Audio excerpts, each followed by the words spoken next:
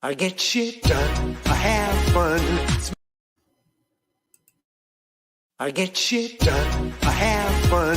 It's my time and I'm the one. I'm breaking through.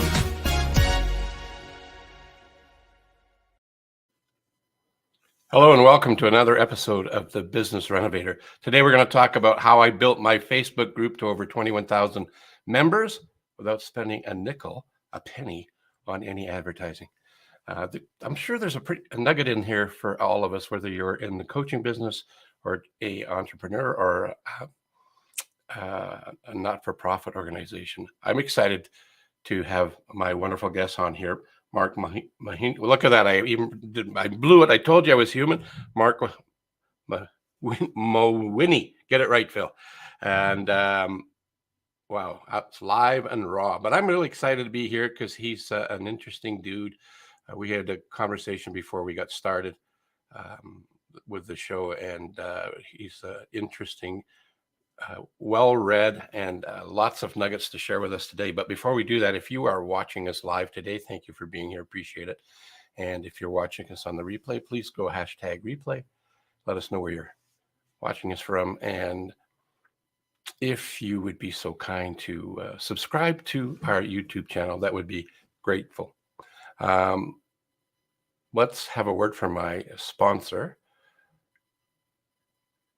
It's all about coaching. So there's a gift at the end of this, though. Pay attention.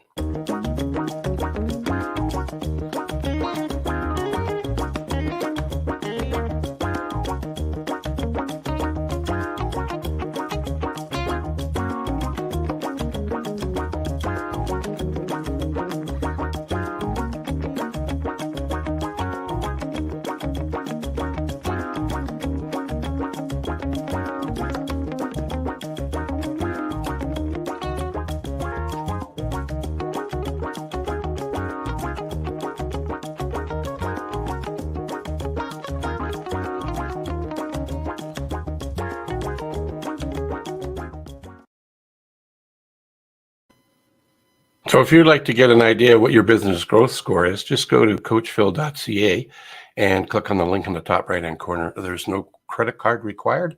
And if you have a question that you would like to have answered after you've done the business growth assessment, by all means, reach out. 20 minutes conversation, and maybe we can help you with the question you have.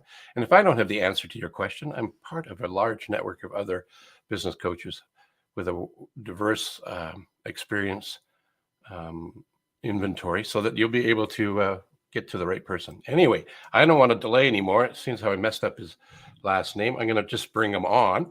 But before I do that, he has actually got a site and a community called Natural Born Coaches, and he specializes in helping coaches create success for themselves. He's a lifelong entrepreneur who has helped coaches get more clients without paid advertising.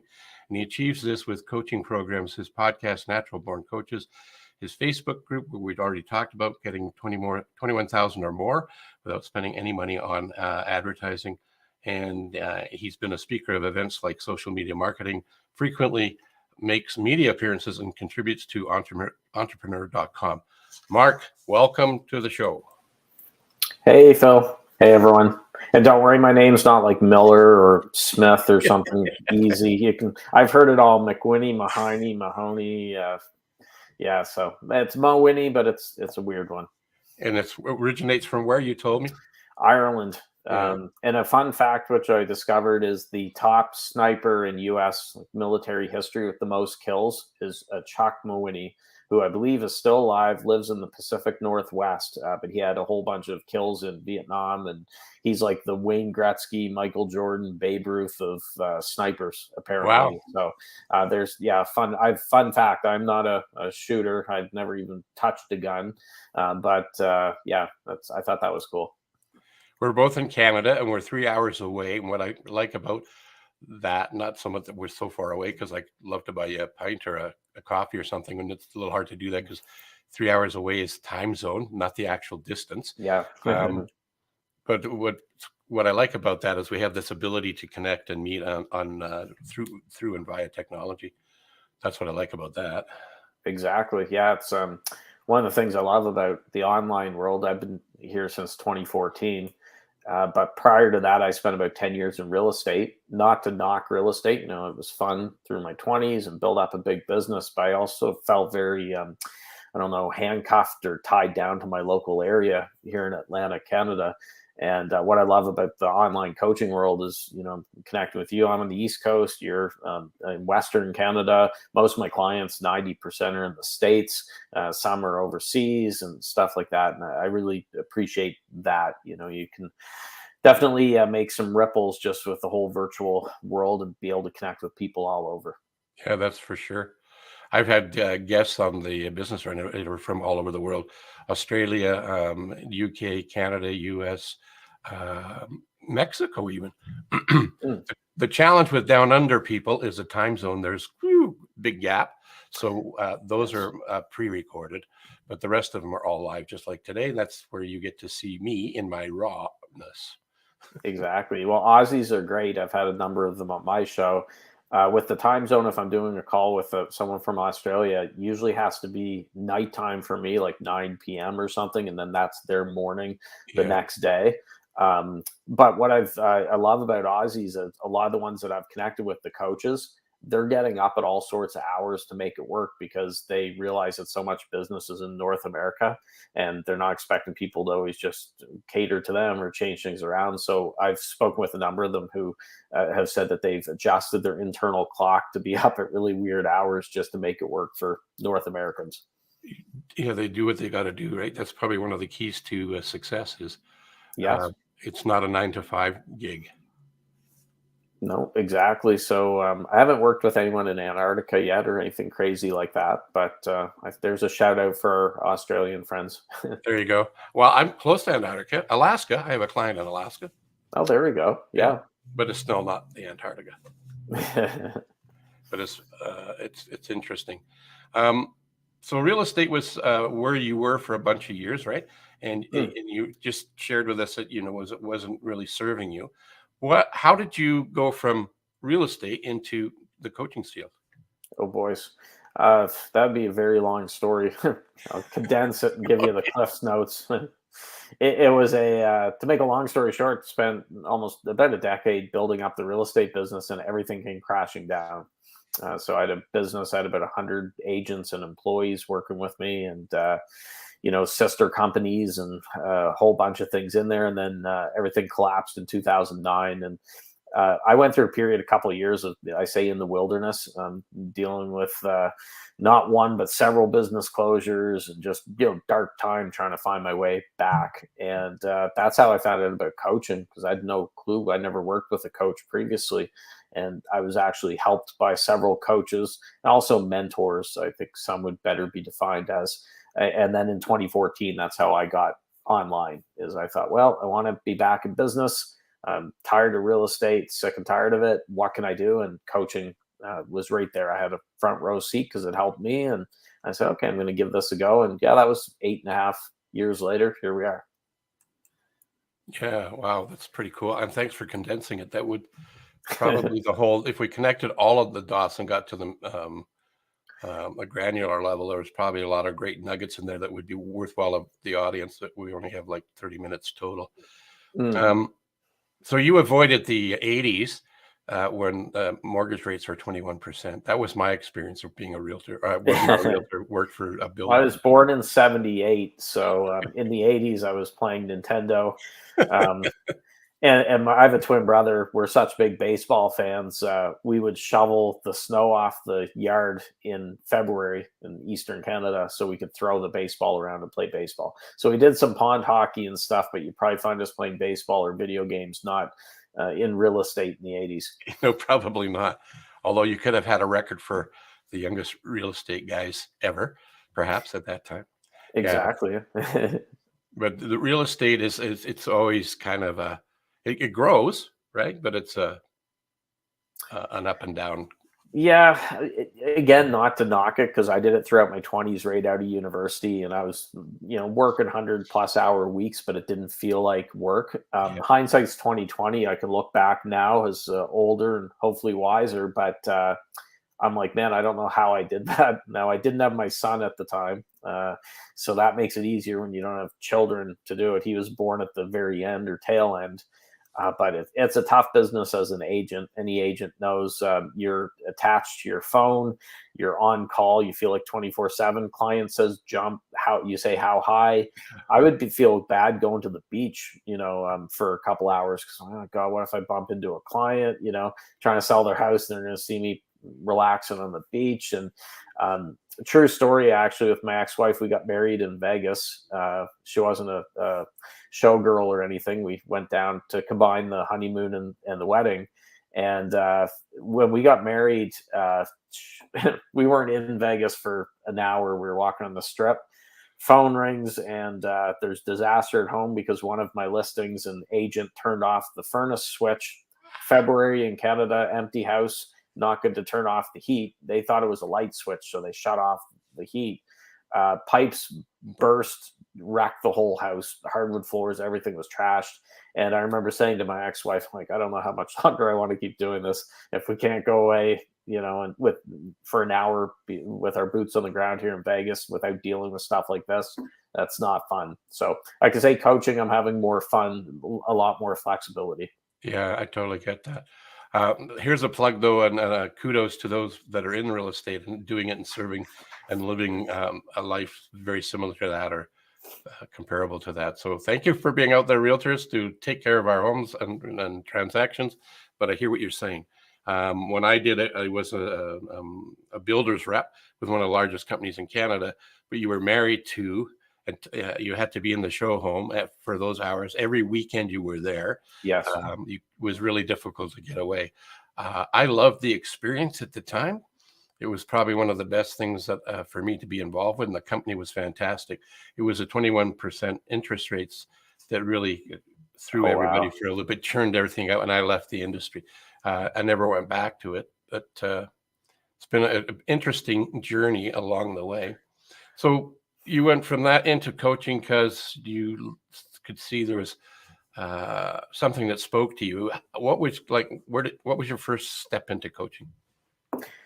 So when the real estate business closed, I had a vague idea in my mind what I want to do. Because just like you and I chatted, I know you're into a lot of the personal development books, the classics, everything else.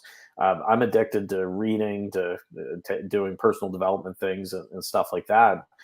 But see, this was a stone age, like, roughly 2010-ish. And the coaching world wasn't what it was now. Even podcasting wasn't really well known. So I feel like I was a little bit early to the party because I'm like, I know kind of what I want to do. What's it going to be? Is it going to be writing these type books? It's going to be motivational speaking? What? And 2014 was just that time when things matched up perfectly, where technology was there, coaching was starting to become well known. That's how I got hooked up with all that. And then the timing just worked. So I had a couple of years in between where I was trying to find myself, so to speak, and worked a sales gig, and stuff like that. But the beauty of it was the sales position I had was working from home, and I could get my work done in like 2 hours a day. And I had the rest of the day to build up my coaching business. So for the first almost year of my coaching business, I was also doing that while building up the coaching end. And what I find in our world, there's a lot of people that will try to say, if you're going to jump in and start your, say, coaching business or whatever, oh, you got to quit your job. You got to tell your boss, I'm done. Do the whole Jerry Maguire thing. Do you remember that when he left? He said, who's with me? And the only one that went with him was Renee Zellweger. He rolls up his sleeves and grabs a goldfish because he said, I bought this. He takes a goldfish with him. You don't have to do that. There's nothing wrong with keeping your job, as you get your business ramped up, because then you're probably going to be a lot less stressed as it gets going. And once my business grew past what I was making from my sales gig, then I basically, said, okay, I'm done there and let's do coaching full time. And that was many years ago. What was the trick that you used to get your Facebook community to where it was without spending a penny on advertising? Oh, that's another one that's going to be very difficult to try to cram into a short interview. It's now almost 24,000. That's my fault. I need to get that one sheet Yeah. updated there, because it was 21,000 when that was created. There's so much to do. Facebook groups are deceiving because they're so easy to create. You can get them rolling in 30 seconds, right? And people think, oh, it's easy. I'll open up a Facebook group and all these people will come in and they'll be spending money and paying me to do this and that. And I find that it takes a lot of time, energy, effort. It's almost like your baby there in the early stages, showing up. The main things I would say is, first off, be very clear with who the group is for. Don't try to be too general. So my group's the coaching jungle. It's very clear it's not for accountants, dentists, anything like that, florists. It's for coaches or people who are interested in becoming coaches. So the keyword is right in there, which I find a lot of groups don't do it. I look at a group name, I'm like, well, what's this about? Who's it for? Or it's a very general success type group, and it's tougher to get traction with those. I think you want to be very firm on your rules. So with our group, I say we're kind of like a dictator, like a banana republic when it comes to deleting promotional stuff or spam off the wall. But that makes it a more enjoyable experience for the actual members that are in there.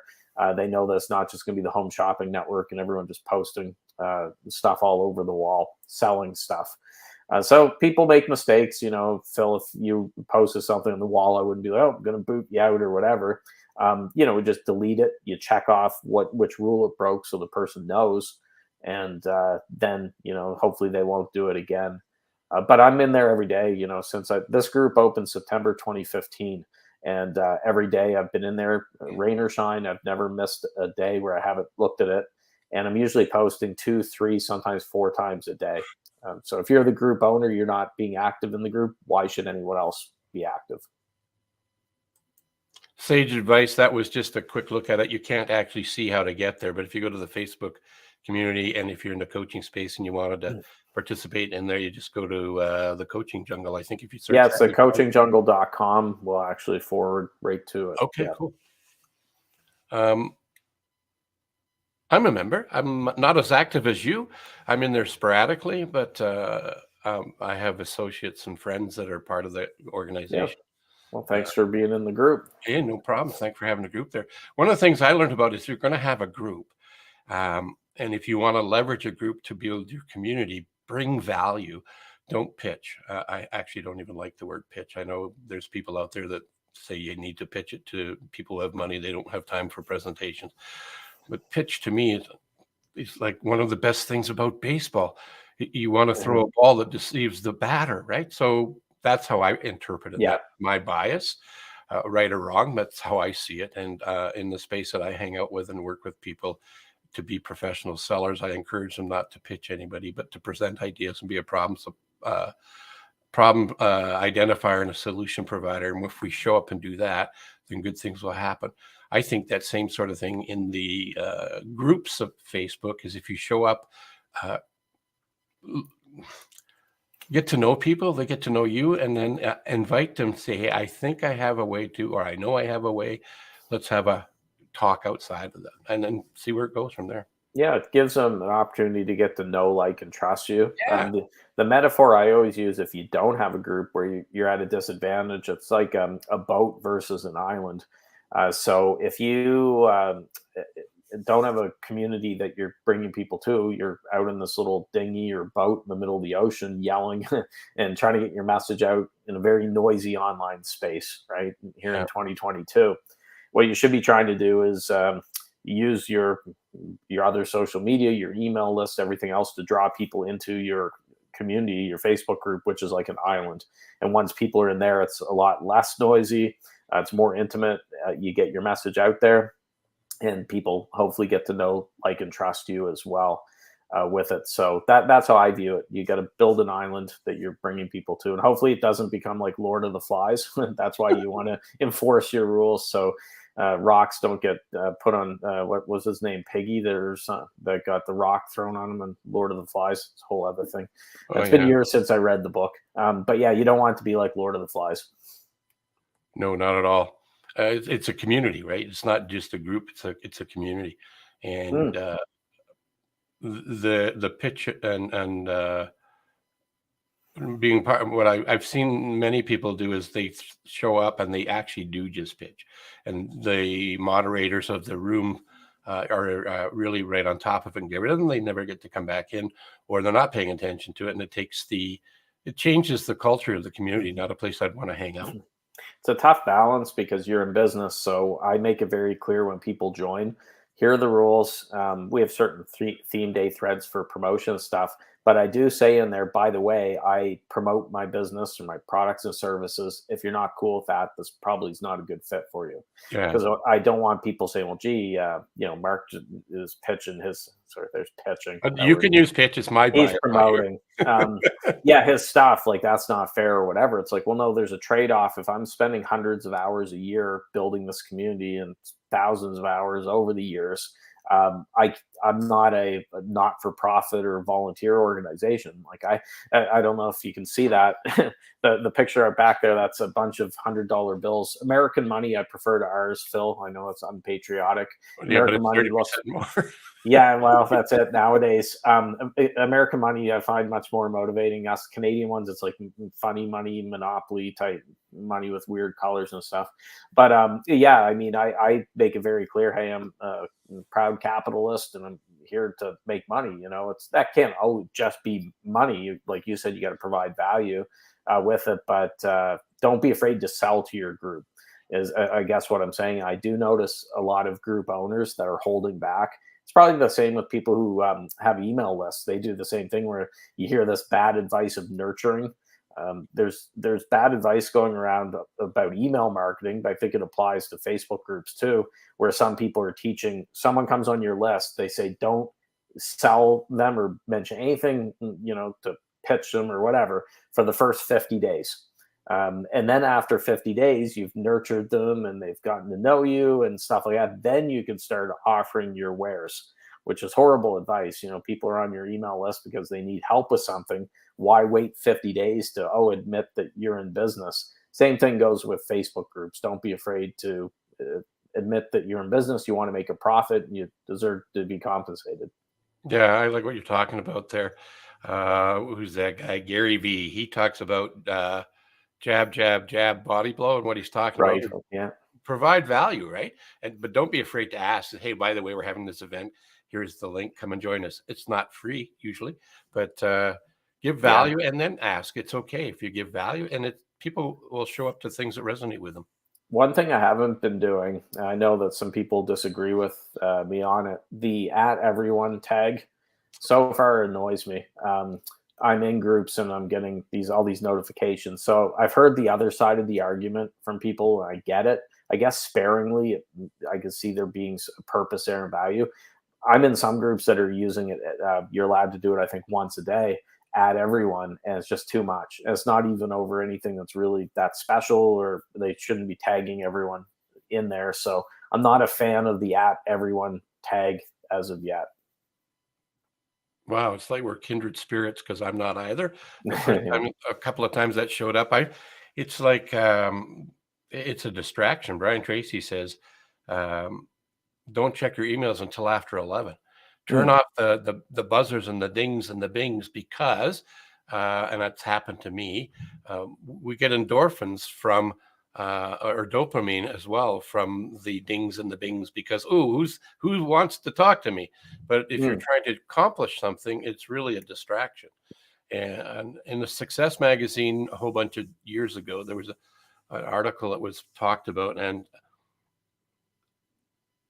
people think that they can multitask, but we can't do it very well. As a matter of fact, the result of the study, compressing it, was they found that 25% of the time we're doing emails or answering a text or whatever, it takes us away from the email we were writing or the person we're talking to, and we're not really present with those people.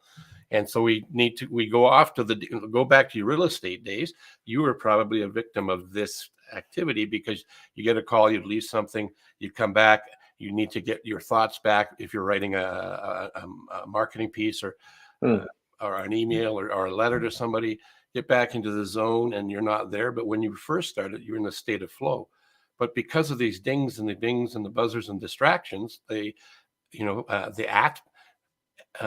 broadcasting to everybody, it's really having a huge impact on all of us.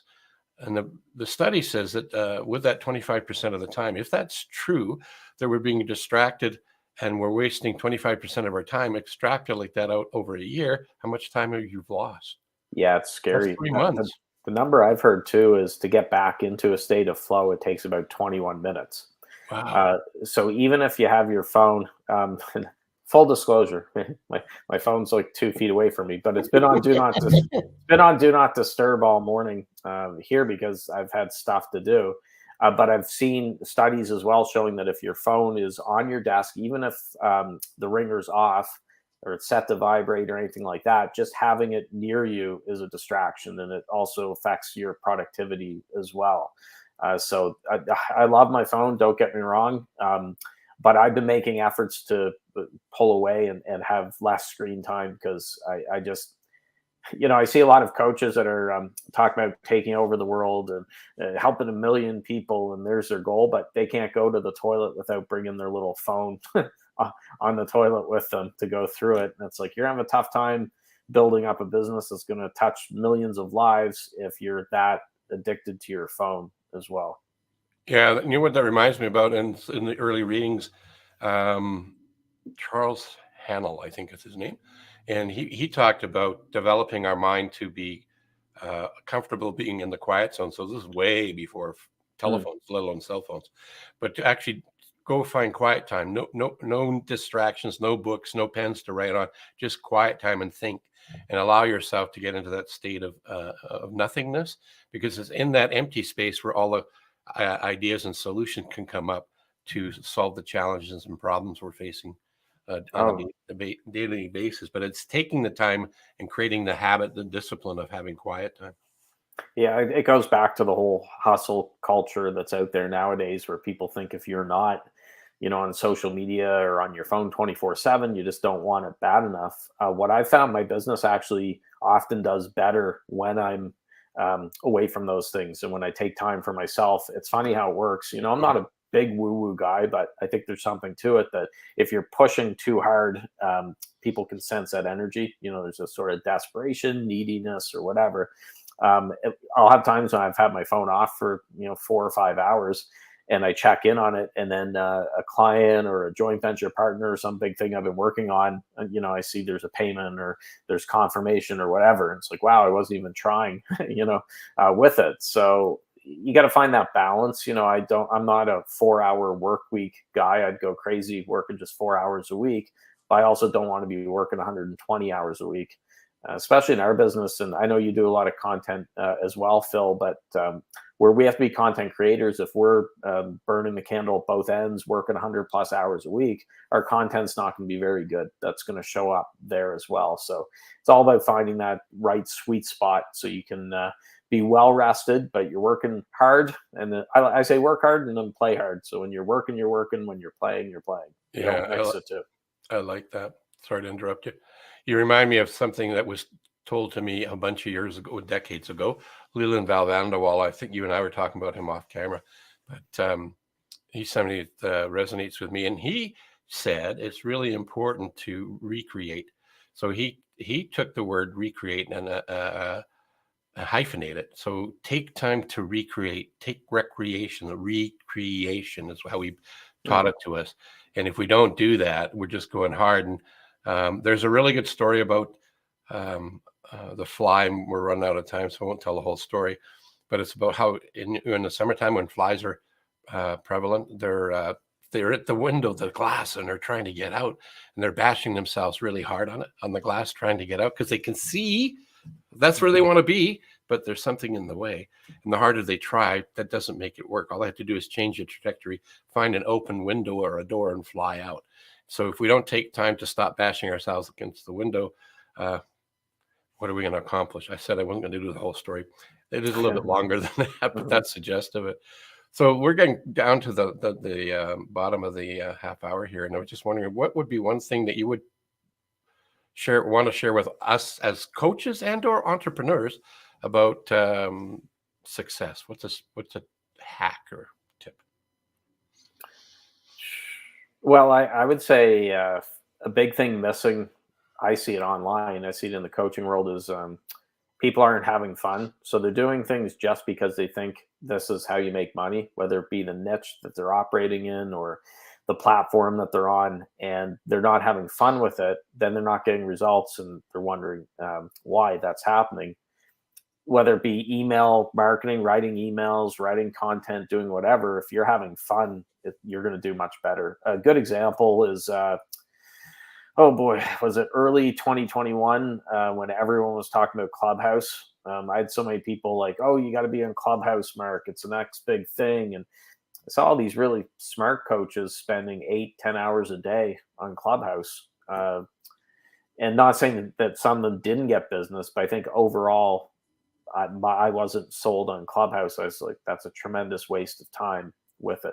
And I know some people say, oh, Elon Musk popped in once or whatever. So I'm like, okay, you're sitting around 8 hours a day hoping Elon Musk stops in. Like I could watch any number of his interviews on YouTube or anywhere else. I don't need to sit on Clubhouse. So I rejected all advances to get me on there. Now, full disclosure, I did actually check it out because I'm like, okay, I'll see what it's all about.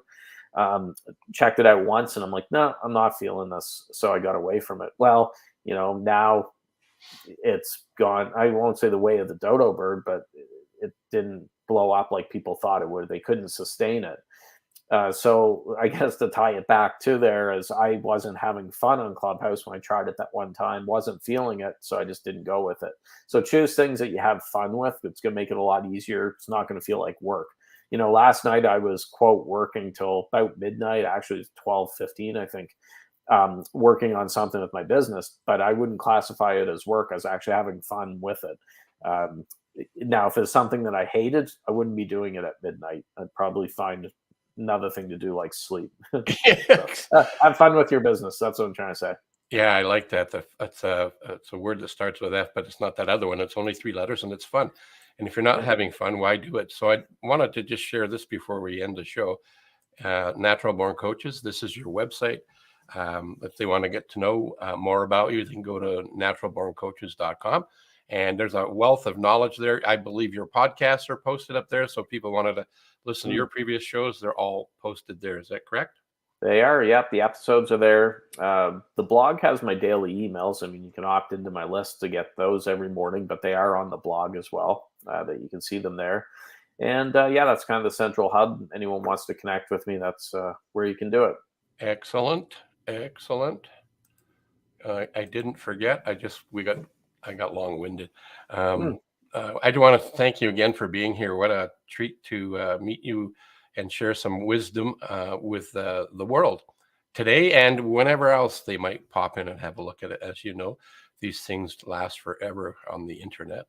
Yes. Well, thanks for having me, Phil. All right, man.